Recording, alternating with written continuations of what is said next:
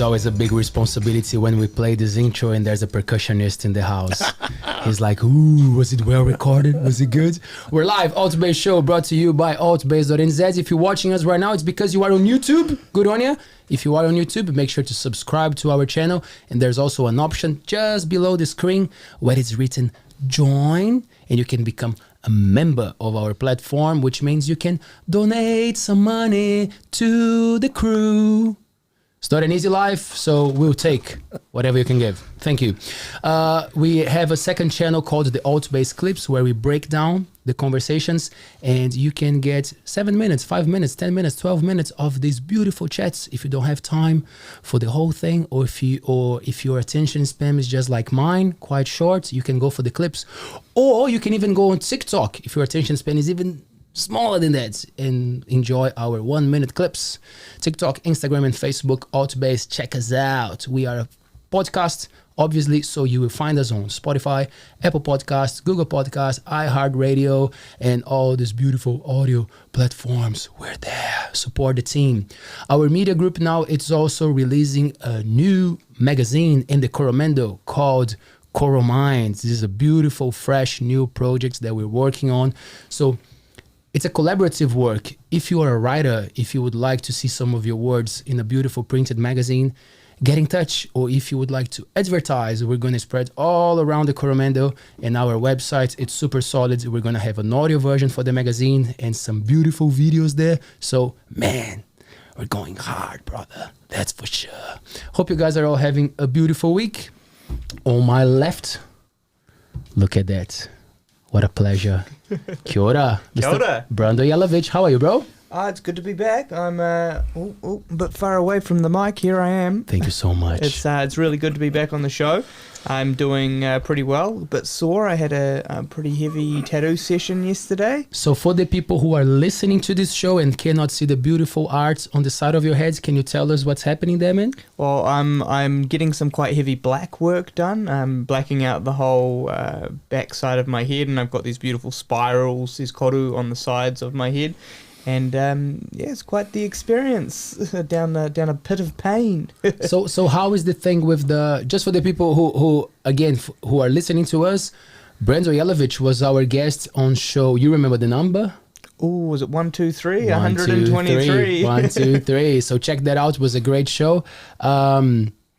Did you design the tattoo? How does that work? How does the creative process go, man? Yeah, so the tattooist that did it, his name's Ace. We kind of sat down together for a couple of hours, actually around a campfire in his backyard, and we just got to know each other quite well, and intuitively we kind of designed something that would work together. So it's a collaborative project, and we just sat there and started drawing stuff on, and this was the design that we came up with. Collaborative project, however, the pain is all yours. Indeed. Well, yes and no. It's a lot of work, right, for the guy. Indeed, yeah. He was definitely getting a sore neck by about 3 a.m. So can we say that is like halfway through, would you say, or no? Yeah, it was about 5.5 hours of work, or under the needle, and it's probably about the same to go. So we're about halfway there. It's still got to kind of wrap around onto my throat and a bit further down my back. But yeah, it's a big experience. It's all about the journey, though, isn't it? Congratulations, man. It's looking beautiful. Thank you. And thanks for joining us. Oh, I'm loving being back here in the seat. Thank you. We will call you more, man, for sure. Tonight, we have the pleasure to talk to a good friend of mine, Mr. Tony. Hello, Tony. Hi. How are you? I'm good. Tony, I described you as jack of all trades, but your description was much cooler. You said, I had more jobs than you have had Christmas dinners. And that was brilliant.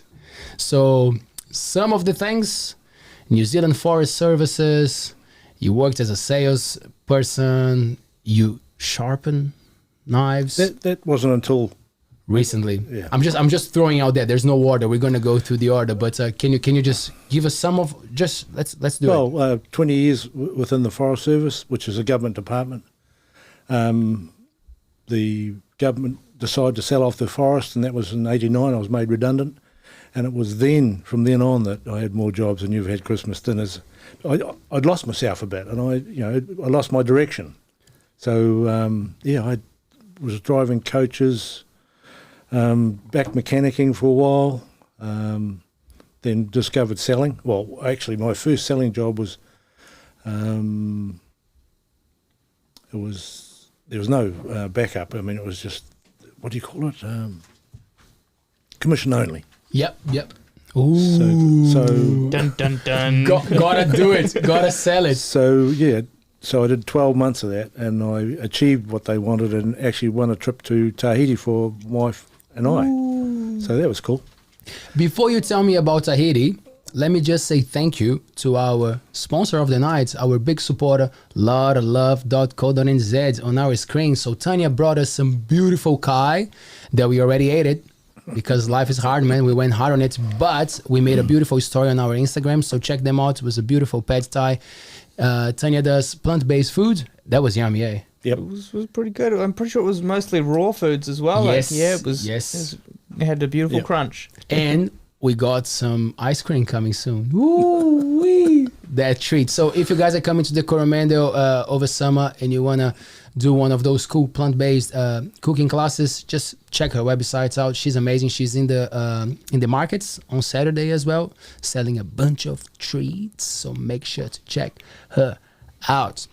I want to talk about the journey a little bit, but I want to start with a question just to put some fire there so we can have a chat. So the world right now, Tony, has probably 8 billion people. Yep. I would say.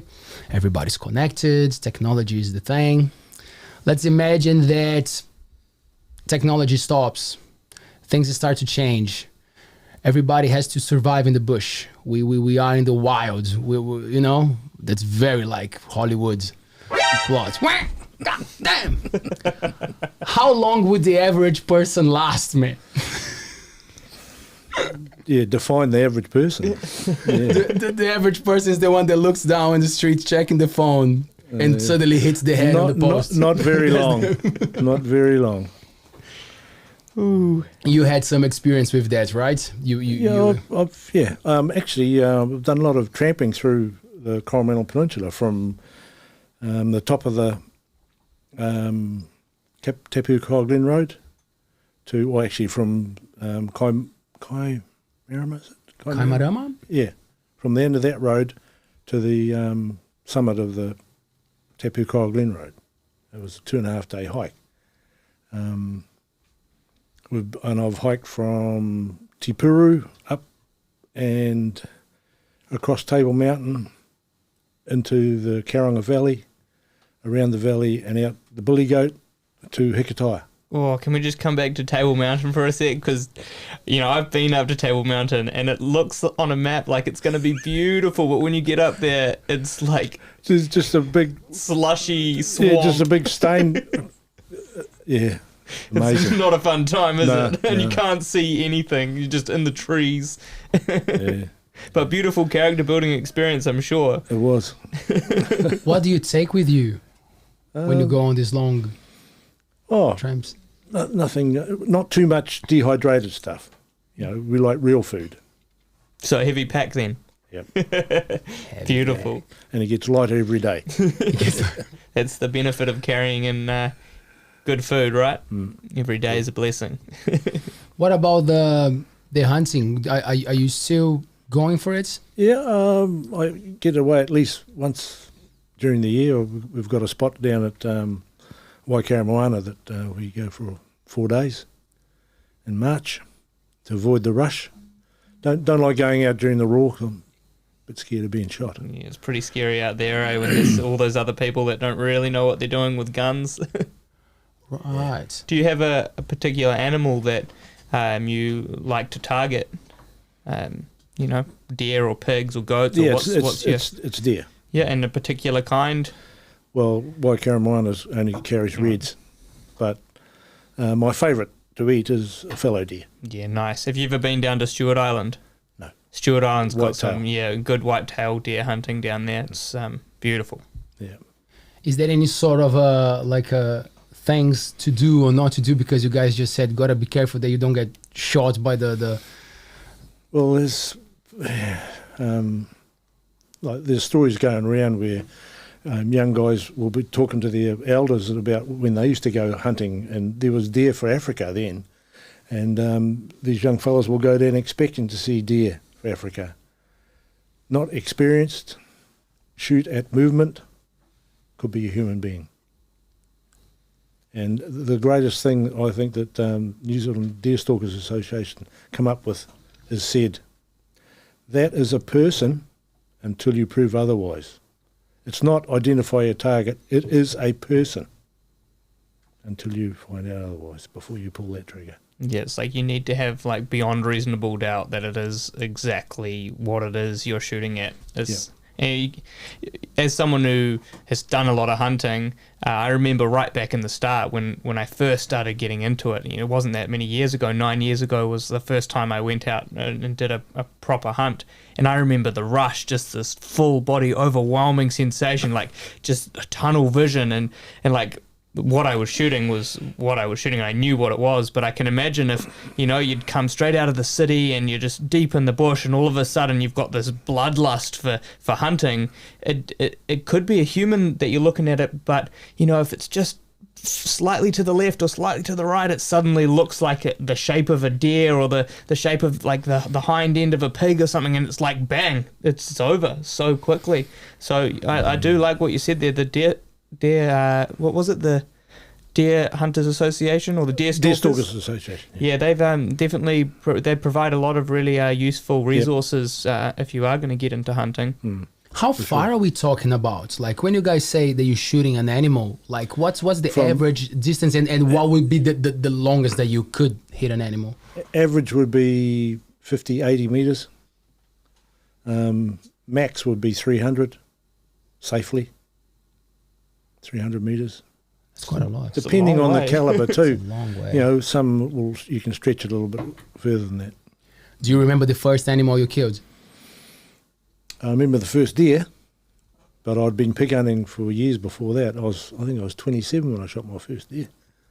And there was no excitement like catching a pig with dogs. It's just an adrenaline pump, man. It's just, I think every policeman should go on one, because it's just mayhem. And the dogs, if you're not there quick enough, your dogs start getting killed. You got to dispatch that pig before it does any damage, before you get hooked. If it's a big pig, it's just mayhem. So the dog goes for it, and it gets like the vital point, and then you finish it, or is there like a? There's two sorts of dogs. There's holders, and there's bailers. The holder will go in and grab an ear or whatever, and he's the one that has the most damage. He's the one that gets sewn up all the time because he has to hold. Whereas the bailer will just go around, and as the pig takes off, we'll make it sit down, bail again, barking, until you come up and boof. Right. And it's adrenaline pump, I tell you. And especially with your own dog, you've trained the dog, just there. And when I shot my first deer, I was waiting for all the bells and whistles to go off, and it wasn't. What about carrying that animal for you guys? Because you both been out there in the bush in those situations that you have to take from point A to point B. That if not harder, if as hard as getting it, I would say. Yeah, it can be. It can be. But now I just cut the animal up there and carry it out in pieces. I don't carry the whole animal anymore. I'm getting a bit old for that. The heroic era has passed. Yeah. Let's go back, Tony. Let's go back, man. Let's go back to the start of like the New Zealand Forest Services adventure. So you got a mechanic apprenticeship. Yep.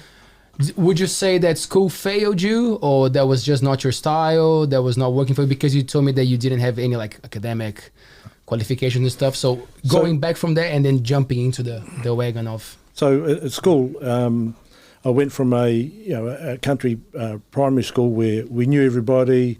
If a bully appeared, he was taken care of. It was really just.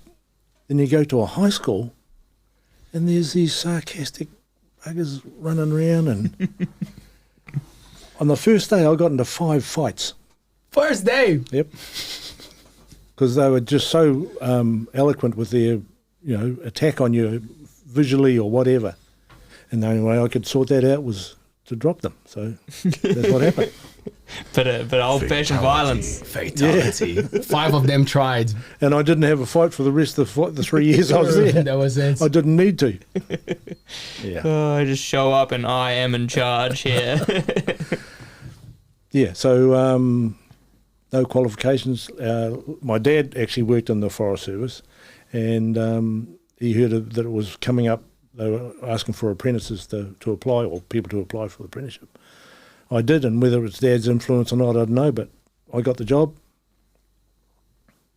So I spent 7 years at Maramarua before I moved to Ashley Forest, just out of Christchurch.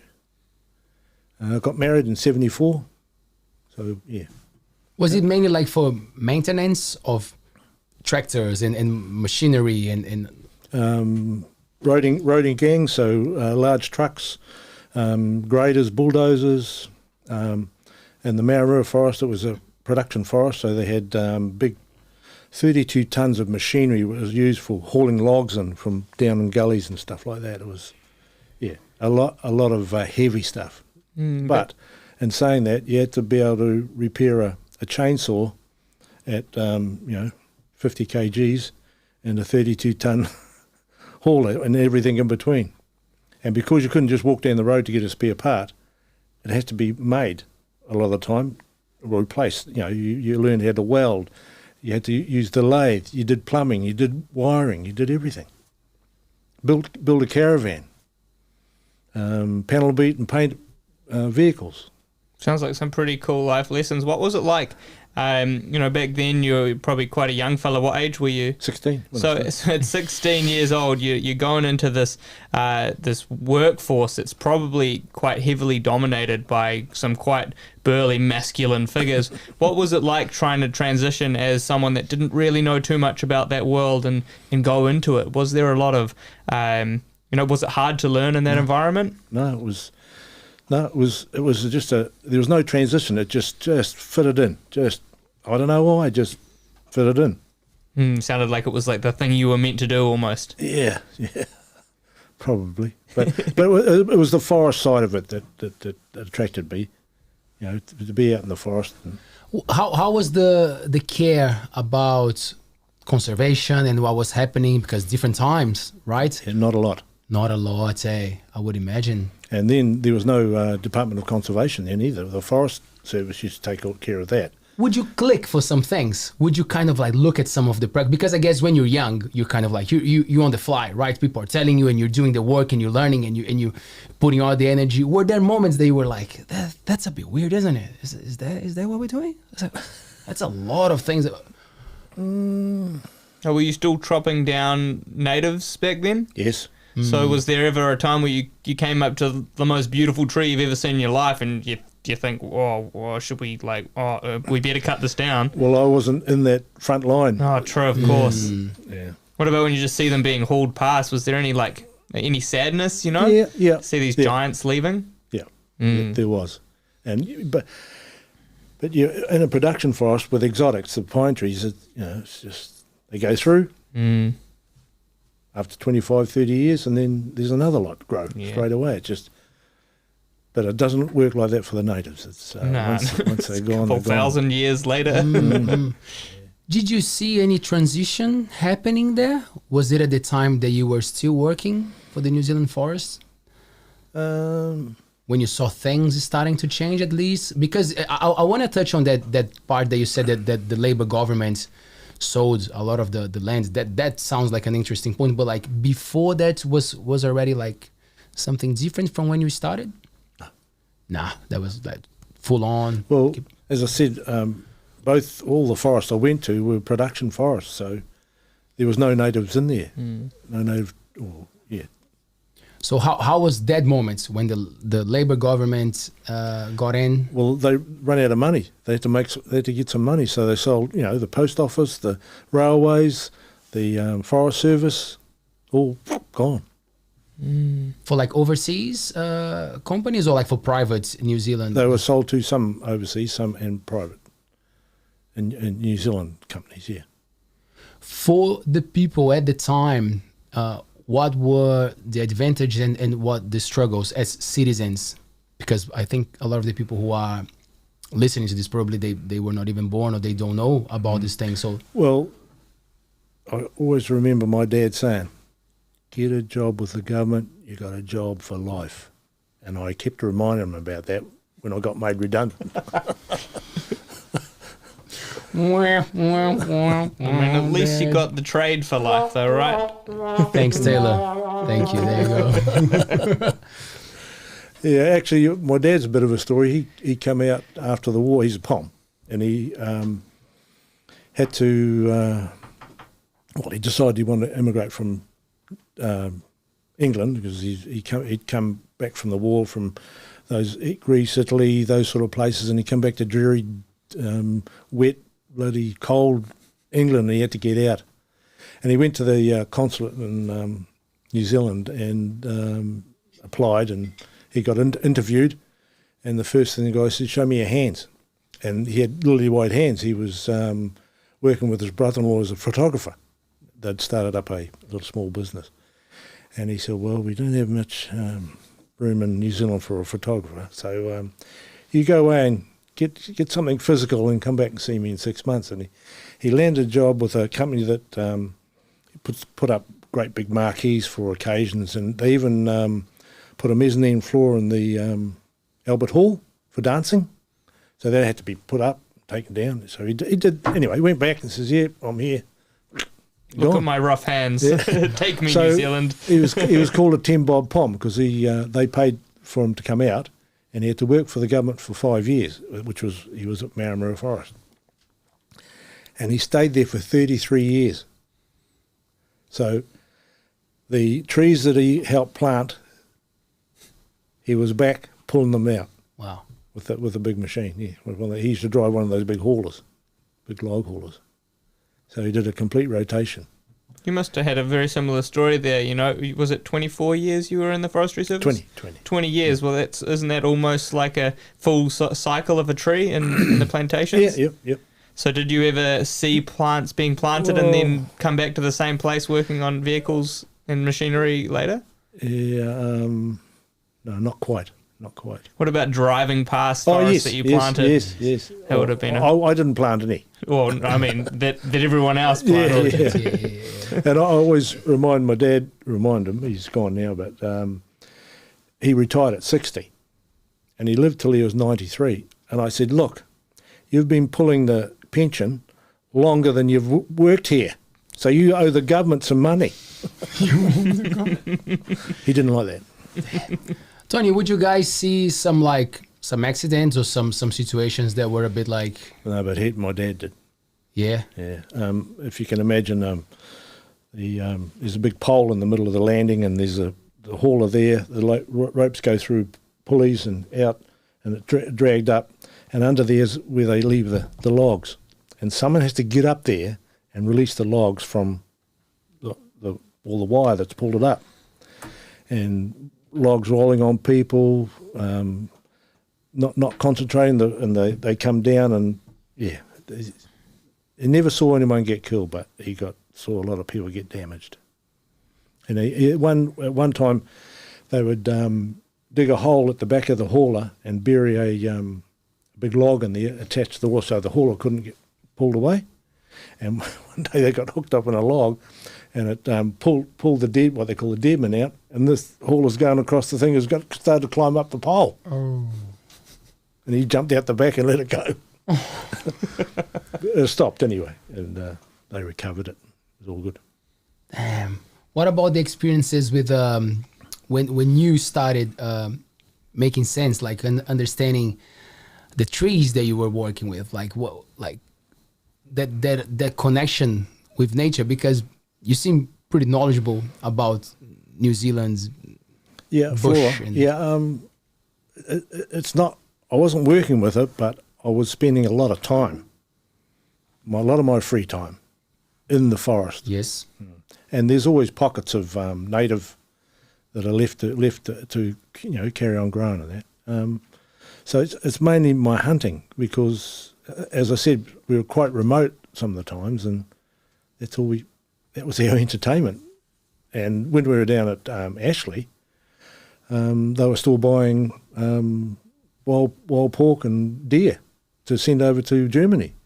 So it'd be Saturday morning, had a mate in Christchurch used to come out and get up early, go out. We more often not get an animal, a pig or a deer, come back, sell it, into the pub, buy a few beers, home, have a big lunch, have a sleep, back down the pub to spend the rest of the money, and that was our weekend done. That was it. Yeah. Would you learn from a lot of those guys, like, or you were just curious and going after information and by observing? When I went to Ashley, I only had one dog, and she was a Doberman Labrador cross, and some of those South Island guys are a little bit strange. They wouldn't offer to take me out, so I went out by myself, and I think I was there for about 2 months. I think before we were out, me and the dog were out, and she ran into some pigs. And, and pigs going everywhere, and I managed to shoot one. And the dog went, I know what we're here for. Man, could she catch pigs? And she was a baler. She never held anything. And the biggest pig I got with her, she weighed 48 pounds. The biggest pig I got with her was 157 pounds. It's big. That's a big And pig. she contained him. She wouldn't let him, every time he come round to hook him, she was back round, grabbing his backside and making him sit down. Yeah. What was the biggest animal you caught, Brando?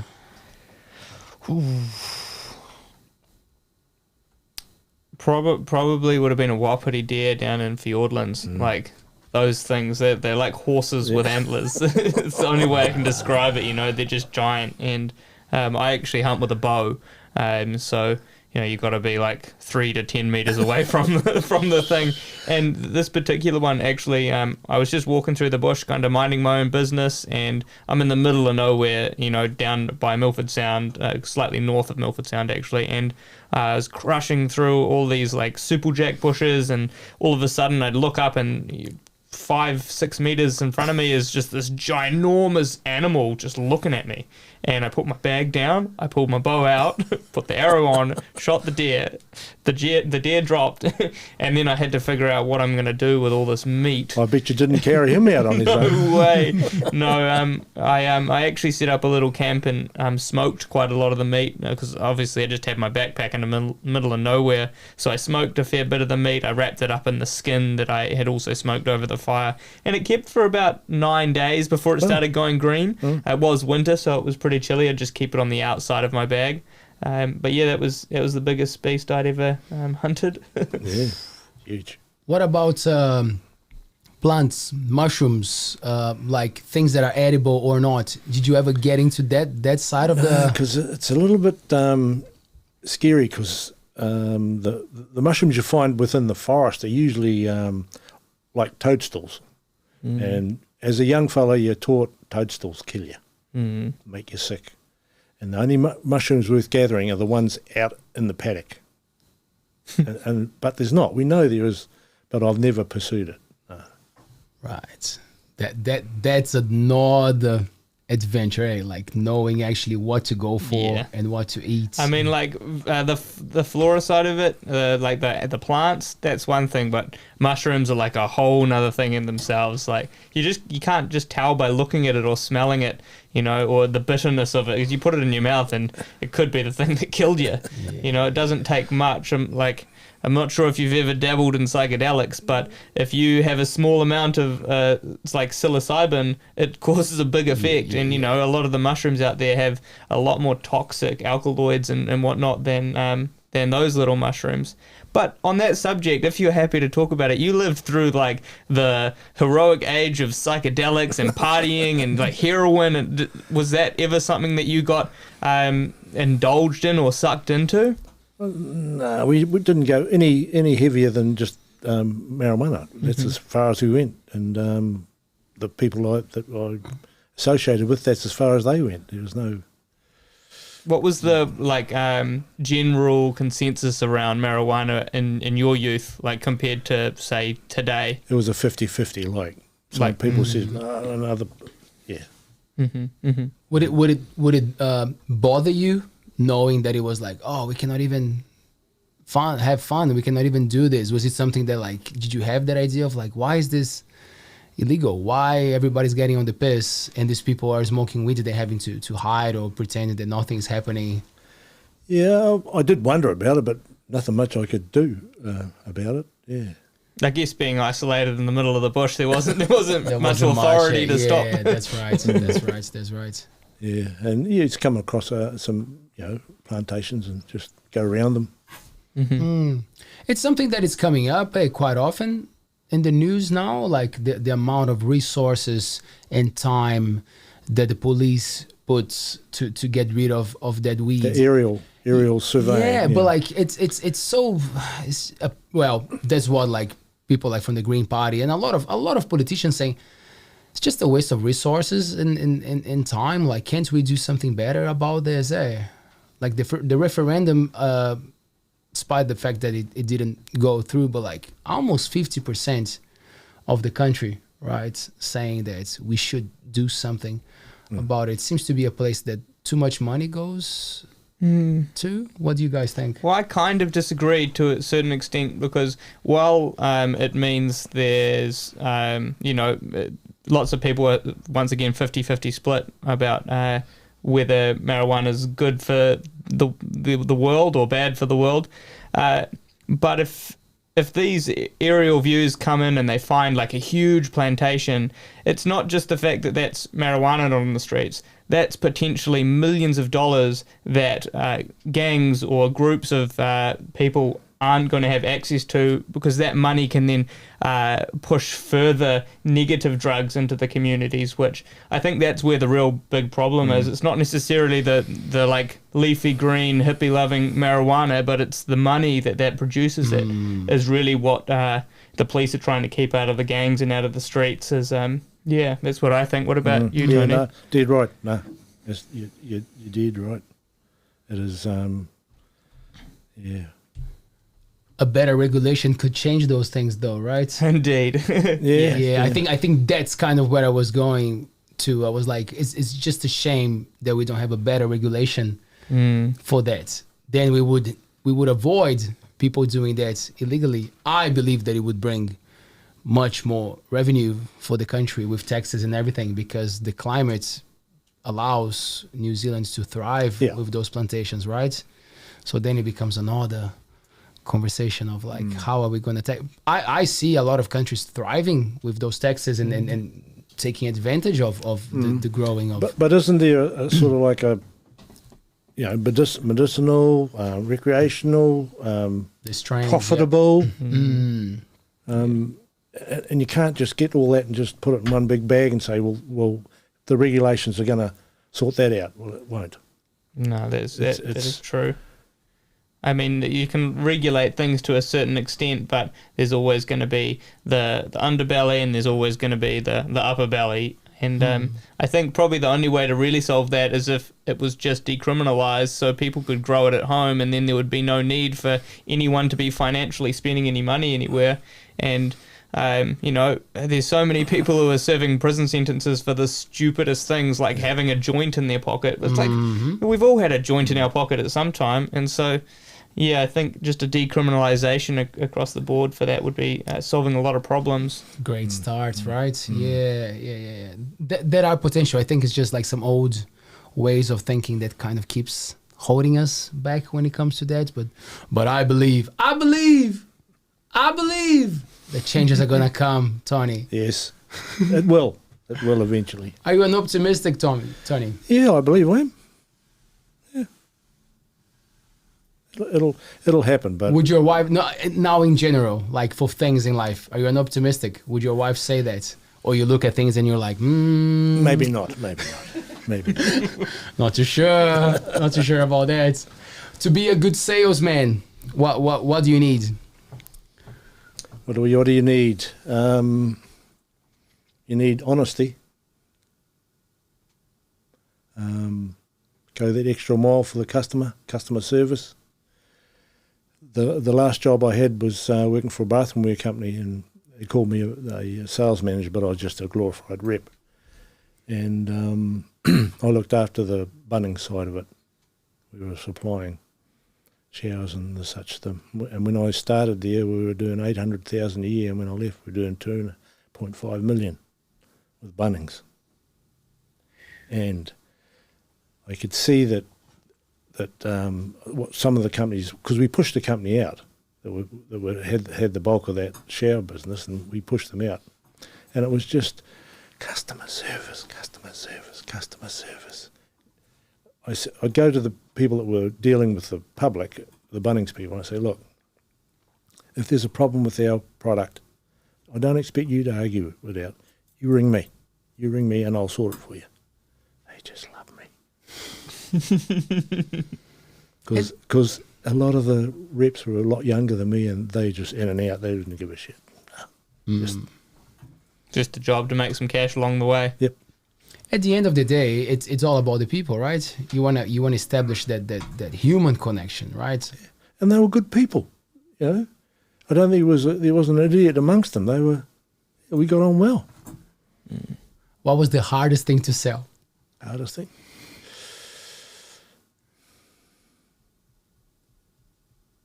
I suppose my first attempt at commission only welding equipment, welding rods.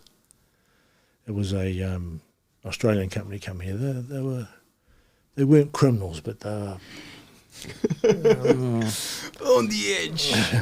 So they'd have these welding rods made locally, rename them, and charge them 10 times what you could buy under a different name. Not all of them, but there was some. I feel like there's a lot of businesses out there like that these days. You know, they buy something off Alibaba or some internet website that's just unbranded, and then put a little brand on, and suddenly it's worth, $200 more. Yeah, dead right. It's quite impressive when because you find like tutorials. You go online and you have like classes, people teaching you like, how to start your online shop and everything. And this part that, in my opinion, is the most important part, like where is your product coming from? They just mention like in 5 seconds, and then you go to this website and then you get all your things, and then and I'm like, whoa, you skipped the whole like children slavery, like the labor, the illegal shit. Like you just skipped all the things that matter when you're starting a shop. Yeah. Just to say like that you're pushing a product. So like I don't know. Are we losing touch with all the people because of technology, and we see people as the beautiful thing that they are, that they present themselves, and sometimes we forget about the struggles that some people go through? What do you guys think? There you go, some philosophical shit.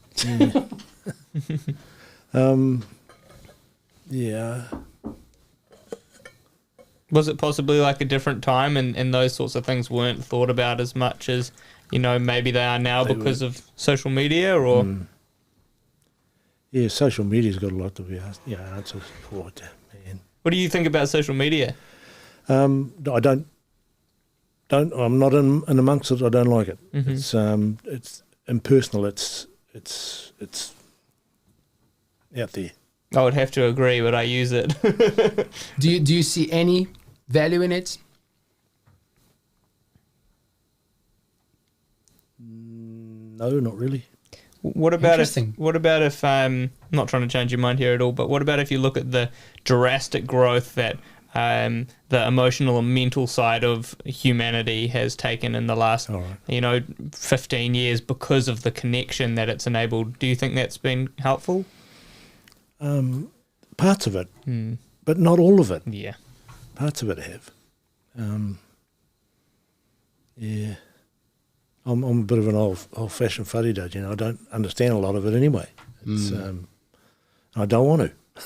Don't want to. But, even things like texting, the amount of misinformation or that you've sent a text and the person that's received it's going, well, what the hell's wrong with him? Was he angry? Yeah. He sent me no smiley face at the end of my message. Yeah, even that, it's annoying. Yeah. So I try and phone as much as I can rather than using even the text. Do you have those things of like, because a lot of people say, oh, in the old times, like in my time, things were different. Do you think each generation will always say that? Do you think like it's something that it doesn't matter where you are? As we age, we idolize the past. Like we like to look back and say, oh, my times, because we're the last lot. You guys aren't. You won't have a chance. We're the last ones to say we were in the best time. You know, discovered drugs. That's an answer, all right, for my question, right? That's a great. Because there were not many people recording it, and like there was less evidence, Tony. You could do more things, and well, in New Zealand anyway, there seemed to be everybody was the same.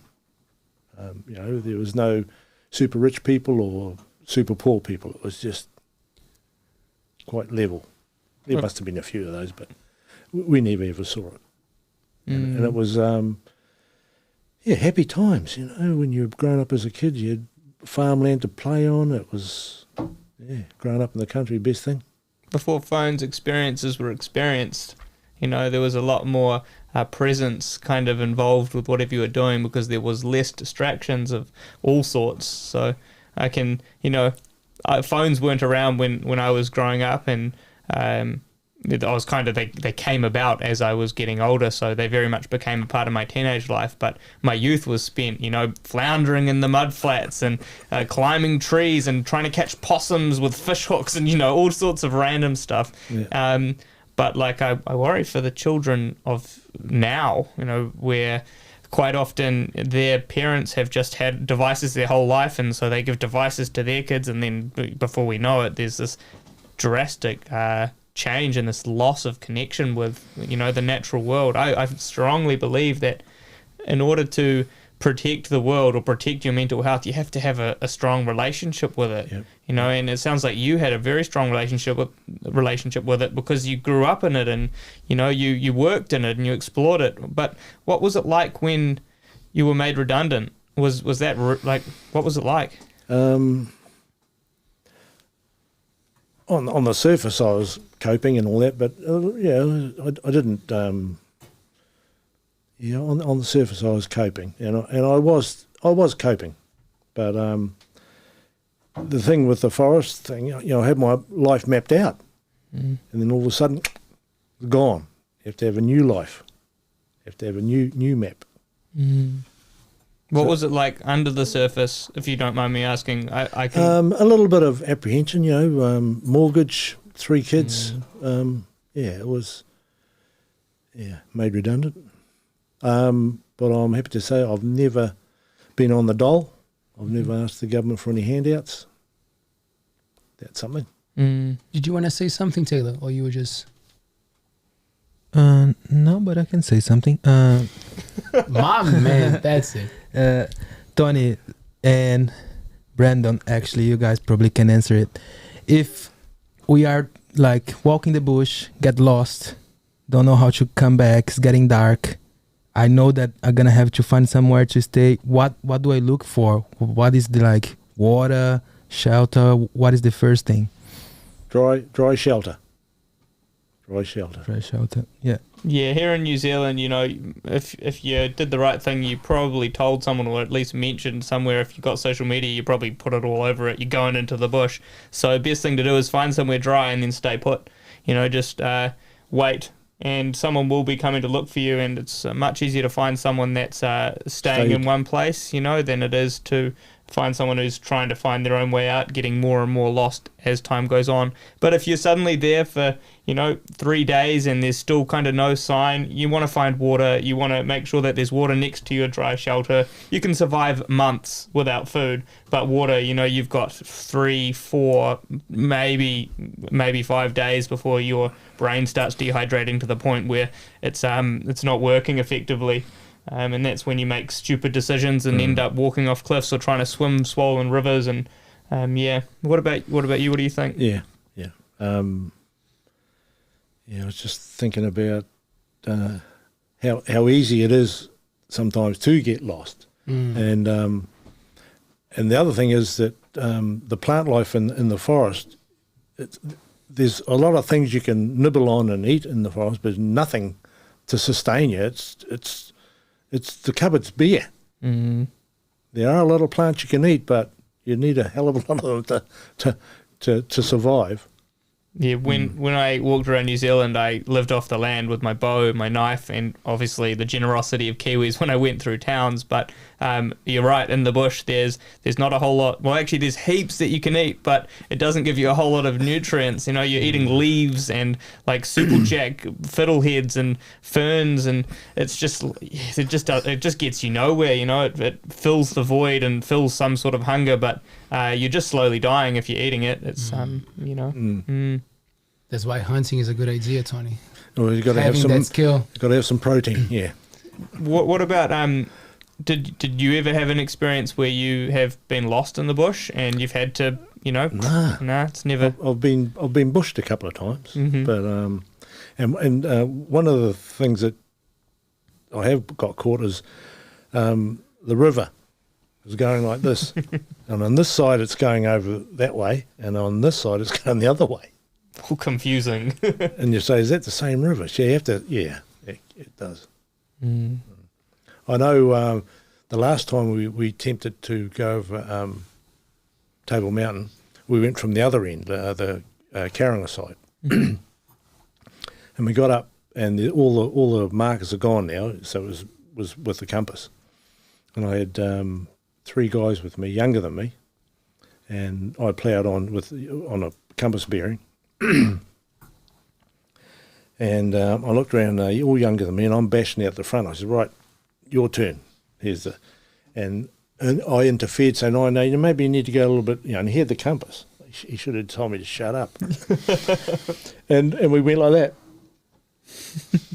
Oh, Browns. Yeah, in a circle. I never thought it could happen, and it did.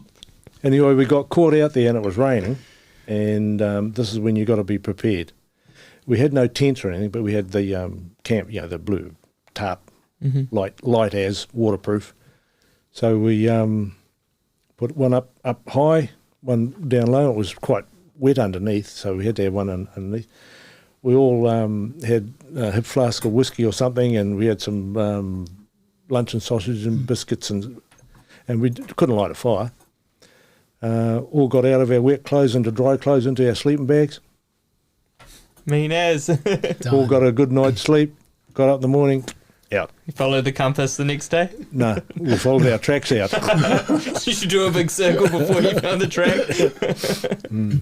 Did you have any Maori friends who would give you some different insights? Yep. He's an old guy called Tom Tamoti. And I thought, if ever I was going to get caught out in the bush, I want to be with him. He gave me the recipe how to make bread out of potatoes without a yeast. You make the potato create the yeast. Well, how do you do that? Oh, I've got it written down. Okay, mate, sorry. I thought you were going to tell us this magic secret here. And one thing he did tell me too, that he said when you're out in the field and you've got a bit of a base going, and when you're coming back, you've been hunting, you come back to the same place. He said a back leg, leave the skin on and get it up as high as you can above the floor where the flies are. And he said just every now and again I bring it down, just skim off the top layer and then cut off. Cook it, eat it, put it back up there, and he said you get days and days and days out of it. It's just about leaving that skin on and away from the flies, away from the maggots. Yeah. I did a similar thing with any animals that I was carrying to get the flies away. I would cover the end of it in sand, just like pack the sand on, and then I'd wet the sand and pack more on, and then it dried like this crisp coating on the outside. And when I'd get to camp that night, I'd cut the sand off and I'd slice it off right up and do it all again the next day. And you're right, it lasts for weeks. Did you ever do that? No, I never needed to. But the one other thing I always remember too is that he was running 3 dogs, and one of them got poked in the throat, in the chest, throat actually, on his neck. And he was a great believer in the healing of the dog licking. and he'd just tie another dog to it to lick the wound. Wow. And it worked for him? Absolutely, absolutely. Have you ever had to stitch a dog up? No, Nah. I guess. I run bailers, not holders. Yeah. Do you think New Zealand is racist? Yeah, definitely. There's some racist. Absolutely. Not the whole of New Zealand, but No. it is. Yeah, for sure. From the time you were younger, working out there, from what it is now, would you compare? Would you say that it's getting better? People speaking up. Do you think or nah? Well, in my time when I was started working there, we had marriages, but we were just brothers. We were all the same. It didn't. Yeah, we had no animosity between the. We all ate the same food, always cracked the same jokes, and laughed at ourselves. They could laugh at themselves. You know, it was, Billy T. Billy T. I was listening to this guy. He's an artist, and he lived with tribes for a while. Like, he said that sometimes that's his thing, like his therapy. He goes to crazy places to spend time with tribes, and he was like, man, you wouldn't believe like the life that is like waking up early, going after food, cooking the food, finding some berries, finding something, and then that's it. And then you sit down and you have the best time of your life with those people, and then you laugh about like fart jokes, like you laugh at each other, like you hug, you dance. Someone always has a drum or something, and he's like, it's so important to go back to those basic things in life sometimes, because we take it for granted, the very basic things. And he's like, when you go and spend time with the, I don't know if the real people is the right word, but like where we all come from, it was like, that's a very simple concept of looking after each other, finding their way to survive, to look after each other, and having a good laugh. It's quite simple when you break it down like that, isn't it? Yeah, it's too simple. It's too simple. Yeah. Yeah. I think there's too many fish hooks in there. Oh, yeah. Yeah. But just like, you know what I mean? Like that, just that idea of how we can be content. Yes. Yeah. So that's good what you're saying, like you're spending time together, you're sitting with your mates, like you're not looking at differences, you're not looking at what people are, where they're from, what they represent. You're there, you're doing your work, you're sharing a meal, you're doing your thing. Yeah. Carry on with that, carry on with life. Yeah. Did you find a lot of, did you feel like different places from where you were walking around the country, Brando, they would welcome in different ways? Yeah, like it was really interesting the whole way around, as this white little boy. That's what I was, I was 19 years old. I was whitest, Croatian blood. So it doesn't get much whiter than that.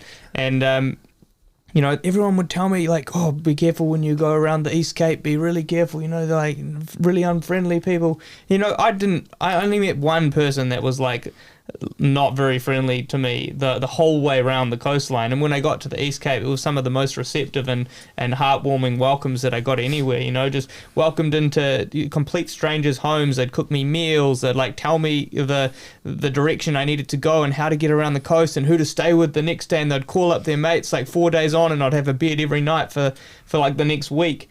That journey around New Zealand, it restored my faith in humanity. I grew up with this kind of imprinted dialogue that strangers were dangerous, and yes, there are strangers that are dangerous. There's a couple that are dangerous, but like on the most part, people are good. People are really good. People are really nice. It's just the minority that isn't. And if you're not doing harm, if you're not doing bad, the chance of meeting someone that is going to do harm or do bad is very, very slim. And I don't think that'll ever change. And that's always been the way. There's a lot of good people in the world, a lot more than bad. I believe in that too. The bad gets the publicity. Indeed. And that's the way the kind of dialogue always goes. It's like, well, since there was chatter, since there was rumors, people always talk about the scary thing in the closet. There's not many historical stories, or even further than that, there's not many fantasy stories that depict the beautiful, nice things that happen. You know, look at Bigfoot, for instance. You know, I'm not sure if you've heard much about Bigfoot, but the Bigfoot stories, you know, there's only a couple, a very small amount that are good. The rest are all the scary, hairy beast. True. You know, it's like everything. Yeah. Tony, you have 3 children. Yes, 3 girls. Brando just had his first one not that long ago. Tell us what are the most challenging moments, because I have friends with different, they have children with different ages. And it's funny because sometimes they're getting into that teenage era, and then the parents are like, oh, I thought the most challenging part was done. I thought I was ready like to retire and chill, and damn. So tell us a little bit about fatherhood, man, parenthood. 3 girls, they're pretty close together, so there's 3 years between them. And up until they reached puberty, they're just like boys, really. I mean, we had mud fights and build huts and all the good stuff. Then they became women. Then they become teenagers. Yeah, some were worse than others. Some were easy to control. Some, I can say it now, that I lied to take control of certain situations. Here we go, live. Altbays Show. The girls are probably watching. Dad. They're probably watching this now. How many lies, Dad?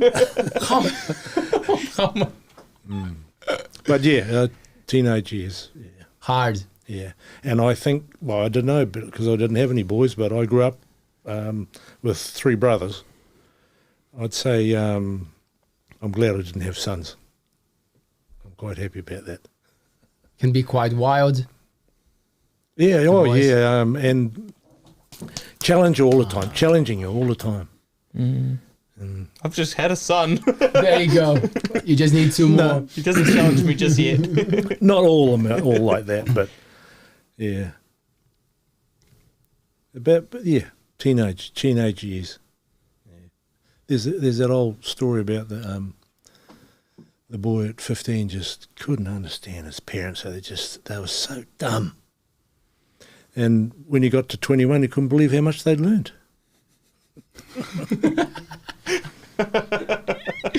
Great. Tony, this is fun, man. I'm loving this. Before we wrap it up, I just want to know a little bit more about that drive coaching thing. How did that come about? You were a driving coach. You told me No, that. driving a coach. Driving a coach as in a bus. Oh, driving a coach. I was like, oh, he was teaching me. Sorry, foreigners moments here. Go because you took me on about. because you took me for a ride once, and then I was like, oh, that's right. So maybe that's what he's up to. Like he was sitting next to people and telling them what to do. No. But you were just telling me to go faster. That's what you were saying. I was like, well, go Leo, go. I was like, I'm not too sure if I should. Tony. So that's your passion, eh? Like I remember when you took me for that ride, I'm like, man, this guy's passionate about his cars, eh? Actually, for a mechanic, I'm not. When I go look at friends and that, they are just so into their cars, and I'm not really. But the reason I got that little car is it's a legacy for my dad, really. He, being a POM, he used to love the little MGs, and I've got a Japanese MG, MX-5. Nice. And they're good fun. Good fun. Yeah. They sit low and they go fast, right? And they corner fast. They're good. I've got a question for you. Yes, It's you know, I've spent the last 10 years of my life on huge expeditions all around the world, being paid by sponsors to pretty much live the life that I love. And I feel I can almost relate to the feeling you described when the Forestry Service made you redundant. Suddenly you have no purpose, you don't know how to move forward. You know, I'm in that stage right now, and really this is a question of advice. How did you get through that tough period? How did you apply purpose to your day-to-day life after that?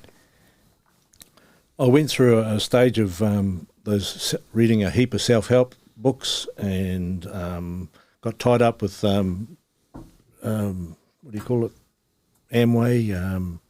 There's a name for that. Yeah. Got burnt there. Tried all sorts. Luckily, my wife was very accommodating and didn't leave me or tell me I was an idiot. I just slowly worked through it. There was no magic. Just time.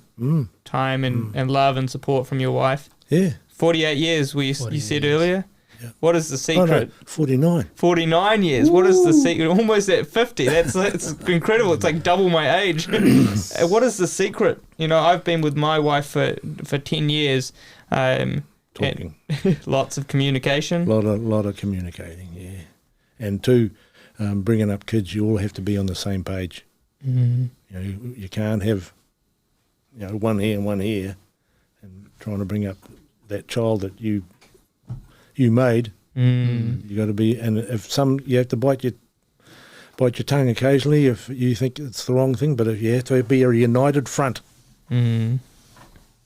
When your first child came along, I'm going through that transition right now where it's just been my wife and I for 10 years, and the relationship has changed so dramatically, like what feels like overnight. It's been a beautiful 9-month journey to bring this baby into the world, but all of a sudden it's just... There's 3 of you. Yeah, I know. It's going to be like that forever. I know.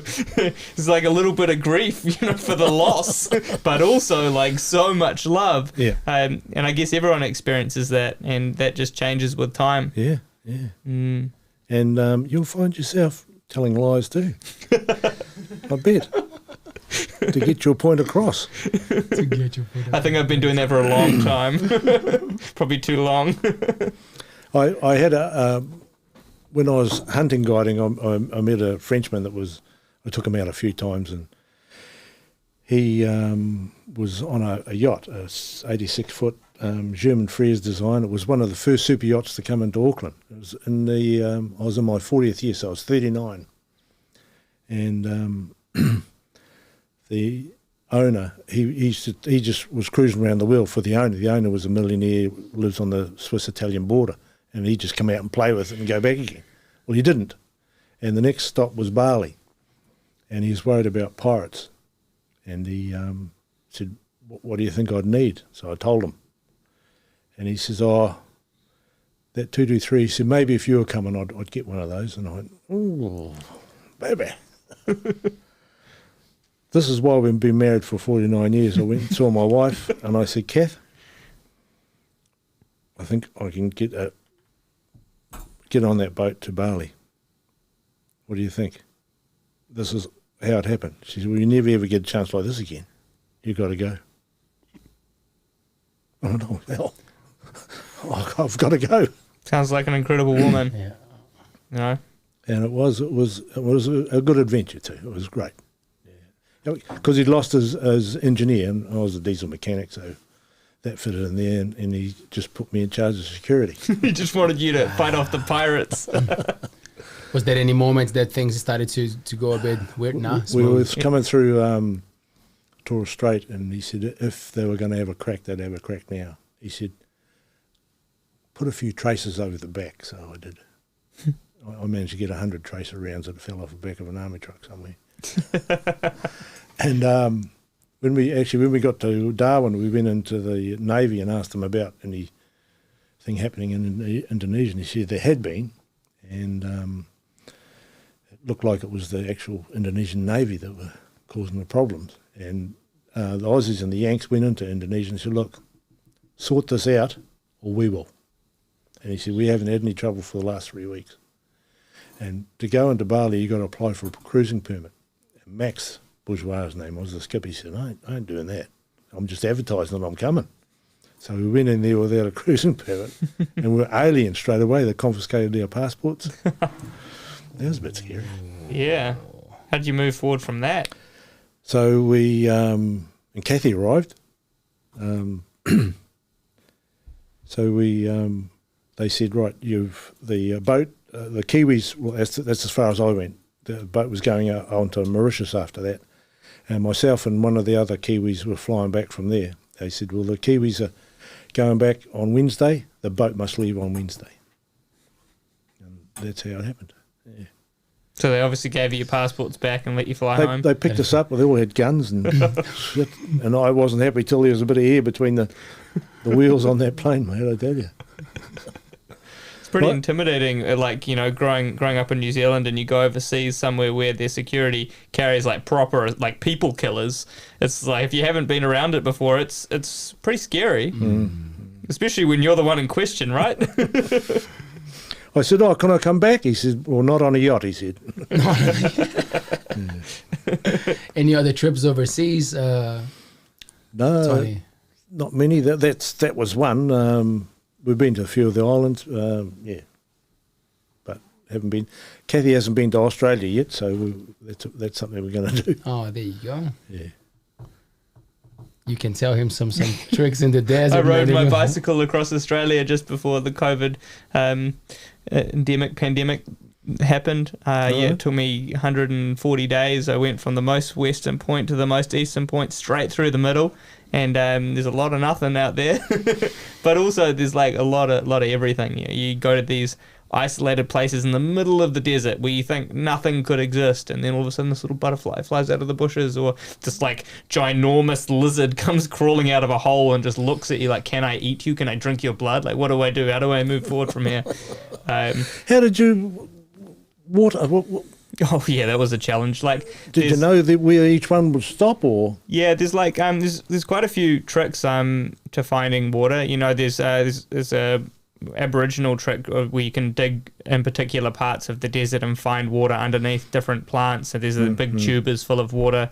But on the most part, I had a map that had all of the old wells that had ever been put down in like the Australian history. Good map. So I would like go from well to well, and some of these wells I was literally climbing down these pits with these old like rickety bits of wood right down into the bottom, and there'd be this like fresh spring water or like groundwater right in the bottom. I'd fill my bottles, and there was this one time where we'd run out of water.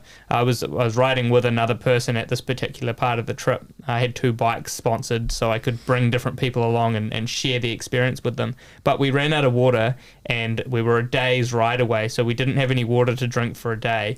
And so we were like desperate by the time we got to this big water tank. We could see it in the distance. We like climbed up and we both dived into this water tank, and we're just like drinking water, and then we realized like it's salty. Like the water was like really salty in the middle of the desert, and like it wasn't so salty that, you know, it wasn't like drinking the ocean, but it was definitely not the kind of water you want to be drinking a lot of.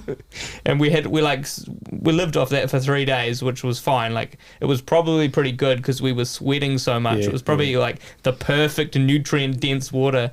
But on the most part, well to well. There was one section through the Simpson Desert where I went 14 days carrying water. It was roughly 140 kilos of water in a trailer in all my bike pannier bags. That was like probably one of the toughest things, and really when I did that, I got a deep appreciation and understanding for why they call them push bikes. Fair enough. Yeah.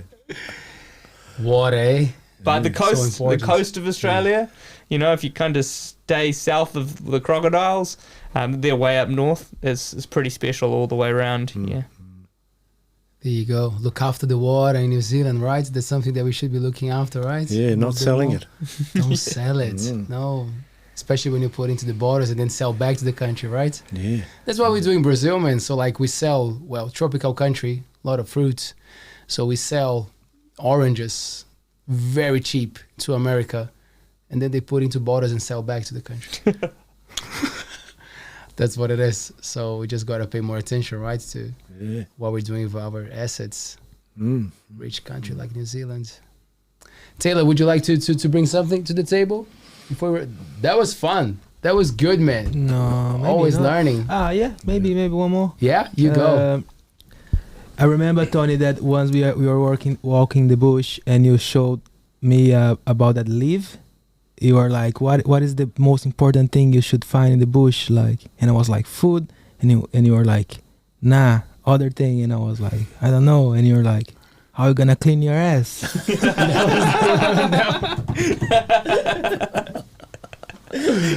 The Rangiora leaf, yeah. Or Bushman's toilet paper. Yep. And you can ride on that one, right? Yeah. Because one of the guys that helps look after the park, they had his daughter's wedding there on the park, and she wrote her speech on a Rangiora leaf. Yeah, quite good. I used to actually send my wife, when she was my girlfriend, little love letters. This is actually the only leaf that's legally allowed to be sent in the post with a stamp on it. So I used to like get these leaves and put the stamp straight on the leaf. I'd have to like glue it on as well because the leaf wouldn't take the stamp on its own. I'd write on the leaf and I'd send it like a postcard from the wild. It was very primitive. That's cool. Did it get there? Yeah, she's still got them all, like, for not all of them, but she's got the special ones framed at home. They're like obviously dried and cracked now and the ink's all gone 10 years later, but they definitely got there. What is the name of the leaf again? It's Rangiora. Rangiora. That's the name of the tree, yeah. Amazing. Rangiora. If you're trying to identify it in the bush, it's kind of like a almost lime green leaf, white underneath, and it's got quite a like prominent spine down like the backbone of the leaf, which holds it all together. And there's another tree out there called Deadly Nightshade, and it looks similar.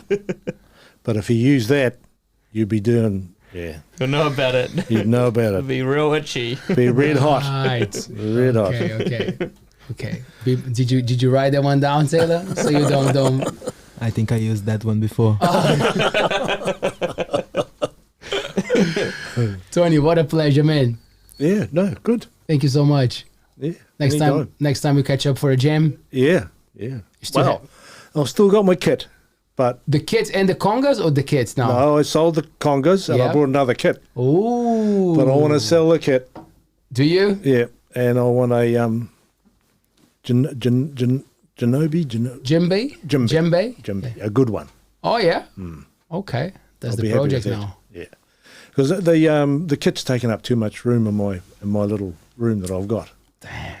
And spend a bit more time on the guitar. Oh, cool. Okay, so let's talk business now. Fair enough. Brando, what a pleasure, man. Yeah, it was lovely to be back here, especially at short notice. It's kind of how I like to do things. Yes. I only knew I was coming on the show like literally an hour, or just over an hour before. And We gave it a go. We're like, here I am. Brando might be keen, so we appreciate it. Right, and it was lovely to get to know you a little bit. Yeah, And, cool. Yeah, hope to Vice see you in the versa. streets. And Yep. Or in the Maybe- middle of the bush, you guys won't get lost, that's for sure. What a duo to go on an adventure with. I'm glad I know both of you. he's going to be talking about for years. These are the two guys that I would love to take into the bush. If I could have anyone, it was these two. These two. That's why I'm doing these shows, to find the right friends for the right everything. bands. Yes. Yeah, if you need any knife sharpening, let me know. So I've heard that you're the knife guy. Actually, I recognized the name when you said that you sharpen knives. Where do we find more information about that, Tony, for the people in the Coromandel? There's a sign outside Cot Bleu, opposite the Monk Streets? the council buildings. So I've got a sandwich board there, and so they just people come in and Did you learn with a Japanese master? Did I what? those knives that come through New World. The sneg ones. Yeah, those you must get a lot of them. No, but when you put them on the steel, they sing. Oh, really? They make that noise. Just like that, Actually, I sometimes entertain my son at home. I get the two smeg knives out of the little block and I tap them together and they ting, ting, ting, ting. Pretend I'm having like a samurai sword fight in the kitchen, and he loves it. He just laughs his head off. So I know the sound. Yeah. Nice. So for the people around town who need some knife sharpening, Yeah. you're the man. Yeah, go to Cot Bleu. There's my cards there. Give me a call. Free pickup and delivery in Whitianga. Cool. And if you don't pay, you know where the knife will end up. And I mean, let's be honest. It's like 95% of the people, maybe more, listening or watching. you've got blunt knives in your drawer, so go to the knife man and get them sharpened, because a sharp knife is a safe knife. If it's blunt, you're pushing way too hard and you'll chop all your fingers off, and you want Safety first. Yeah, and I have to tell people, I said, don't underestimate how sharp these are, because people do, and they get cut. Do you sharpen razor, like shaving razors too? No, you don't do that. Like the old school ones? I haven't yet. Oh, well, so if I bring you like my old school, you can sweet. Because I kind of used it a few too many times, and the leather strap that I used to sharpen it's just not doing the job anymore. That's what I'll finish it with, will be a strop. I'll see you soon. Awesome. Collaborations, eh? That's how we thrive. Thanks, Tony. Thanks, Brando. No worries. Thanks, you. Guys. Thanks, team. We're going to have some ice cream now from Lotta Love, plant-based cooking. Thanks so much. We'll be back on Wednesday with a beautiful show. I will see you there. Peace.